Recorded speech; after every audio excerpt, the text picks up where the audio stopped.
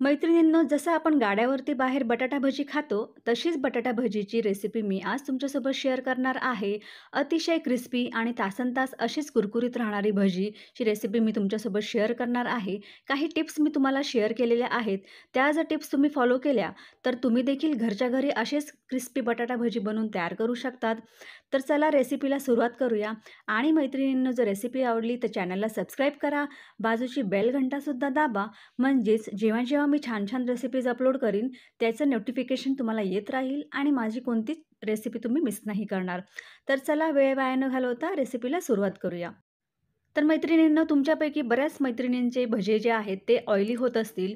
पूर्ण म्हणजे तेलामध्ये टाकल्यानंतर भजी पूर्ण तेल शोषून घेत असेल, तर ते कशामुळं होतं ही सुद्धा टिप्स मी तुमच्यासोबत शेअर केलेली आहे.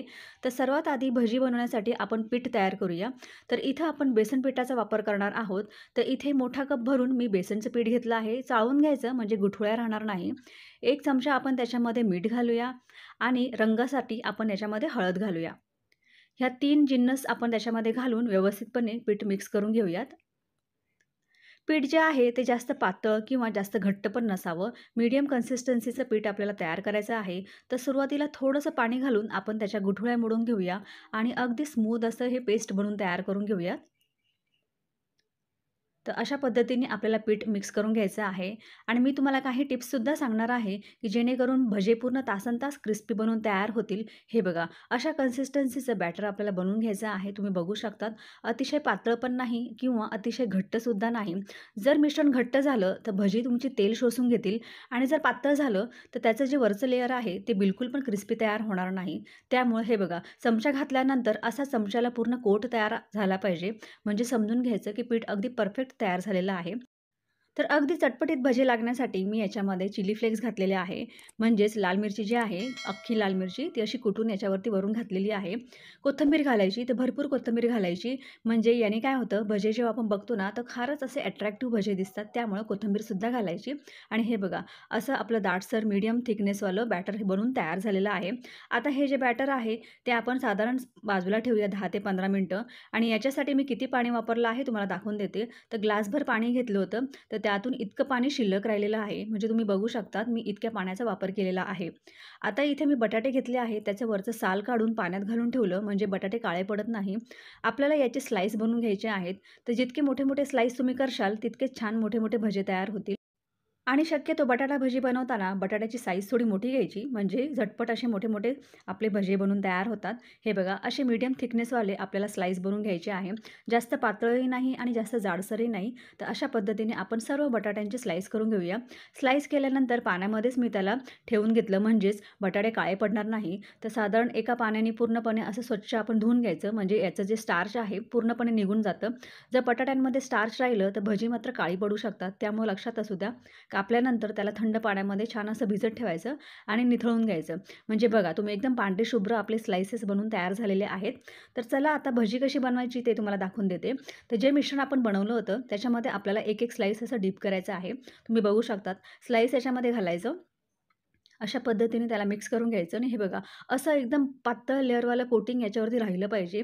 जर असं तुमचं मिश्रण तयार झालं तर समजून घ्यायचं की एकदम परफेक्ट मिश्रण तुम्ही बनवून तयार केलेलं आहे. हे बघा, अशा पद्धतीने हे राहिलं पाहिजे. आणि जर मिश्रण अतिशय पातळ झालं तर त्या बटाट्यांना बिलकुल पण ते कोट होणार नाही आणि तेलात घातल्या-घातल्या ते डायरेक्टली तेल शोषून घेईल. त्यामुळे लक्षात असू द्या, मिश्रण असं आपल्याला बनवायचं आहे की बटाट्याचं स्लाईस घातल्यानंतर त्याला परफेक्ट कोटिंग असं बनवून तयार झालं पाहिजे. तेव्हाच आपले बटाट्याचे लेयर्स आहे क्रिस्पी बनून तयार होतील. हे बघा, अशा पद्धतीने. तर आपण याला तळून घेऊया. तर साईडला मी कढई गरम होत ठेवली होती. कडकडीत तेलामध्ये आपल्याला भजी सोडायची आहे. तर एक-एक स्लाईस करून मी असं सोडत आहे. तुम्ही बघू शकतात. अतिशय परफेक्ट कोटिंगवालं हे लेयर बनून तयार झालेलं आहे. असं लेयर जर तयार झालं तर समजून घ्यायचं की भजी अतिशय क्रिस्पी तयार होतील. न आपण याच्यामध्ये सोडा घातला, न इनो घातला, तरी देखील अगदी गाड्यावरती जसे बटाटा भजी बनतात, तसेच बटाटा भजी आज आपण घरीच बनवणार आहोत. तर ह्या काही टिप्स आहेत ज्या मी तुमच्यासोबत शेअर केल्या आहे. त्या म्हणजे मिश्रण जे आहे अतिशय पातळ नाही आणि अतिशय अतिशय दाटसर पण बनवायचं नाही. त्यामुळं मी तुम्हाला कन्सिस्टन्सी आणि पाणीसुद्धा दाखवलं आहे, की किती वापरायचं आहे आणि कसं त्याला कोट करायचं ही पद्धतसुद्धा तुम्हाला दाखवली आहे. जास्तीत जास्त कोट करायचं नाही. जर जास्त पिठामध्ये कोट केलं, तर भजी जी आहे ती वरून अतिशय नरम होतील आणि क्रिस्पीनेस त्याला येणार नाही. आणि तुम्हाला अजून जर क्रिस्पी बनवायची असेल, तर तुम्ही अर्धं बेसन पीठ आणि थोडंसं त्याच्यामध्ये तांदळाचं पीठसुद्धा घालू शकतात. त्यानीसुद्धा अतिशय मस्त बटाटा भजी बनून तयार होतात. त्यामुळं आजची जी रेसिपी आहे ती काही खास टिप्ससह मी तुमच्यासोबत शेअर केली आहे. त्यामुळं नक्की ही रेसिपी घरी ट्राय करा आणि तुम्ही देखील गाड्यावरती जशी बटाटा भजी बनतात, तशीच तुम्ही घरच्या घरी बनवून घरच्यांना खाऊ घालू शकतात, ही माझी खात्री आहे. तर तळताना तुम्हाला एक गोष्ट लक्षात ठेवायची आहे, की तेल जे आहे ते अगदी कडकडीत गरम असावं. भजी टाकल्यानंतर गॅस जो आहे तो मीडियम करायचा. सुरुवातीला बटाट्याच्या भजींचा कलर पिवळा असतो, पण हळू त्याचा रंग हलका गोल्डन कलरचा होतो. जसा गोल्डन कलर भज्यांना आला, तर भजी काढून घ्यायची. समजून घ्यायचं, की बटाटा भजी अगदी वरून मस्त क्रिस्पी बनून तयार झाली आहे. त्यामुळं गॅसची फ्लेम मीडियम करायची. कडकडीत तेलात सोडल्यानंतर 1 मिनिटानंतर गॅसची फ्लेम मीडियम करायची आणि हे बघा असा हलका गोल्डन कलर आल्यानंतर भजी काढून घ्यायची आणि तुम्ही बघू शकतात बघूनच तुम्हाला कळत असणार की किती क्रिस्पीनेस या भज्यांना आलेला आहे.